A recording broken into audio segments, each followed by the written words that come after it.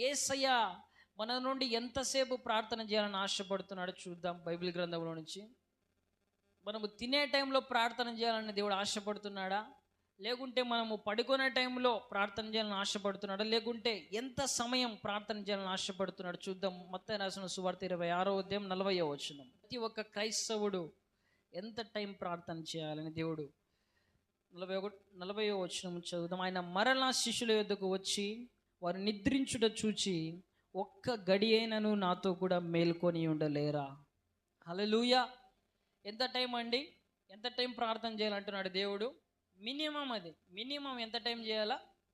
ఒక్క గడియ అంటే మన భాషలో చెప్పండి, ఒక గంట అయినా మీరు ప్రార్థన చేయలేరా అంటున్నాడు దేవుడు.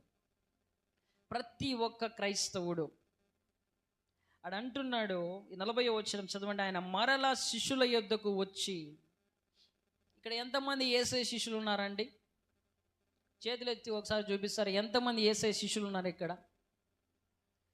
దేవుడు మీతో మాట్లాడుతున్నాడు.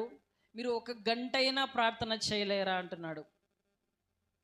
మీరు ఒక్క గంట కూడా ప్రార్థన చేయకపోతే యేసయ్య శిష్యులు కాదని అర్థం, మేకలని అర్థం. హల్లెలూయా. గొర్రెలు, దేవుని గొర్రెలు కాదు, మేకలని అర్థం. ఒక గంట అయినా ప్రార్థన చేయలేరా అంటున్నాడు దేవుడు. ఒక్క గడి అయినా నువ్వు ప్రియమైన దేవుని బిడ్డలారా, ఒక్క గడి అయినా, రోజుకు ఒక గంట అయినా నువ్వు ప్రార్థన చేసే వ్యక్తివైతే నువ్వు యేసయ్య శిష్యుడివే. హల్లెలూయా.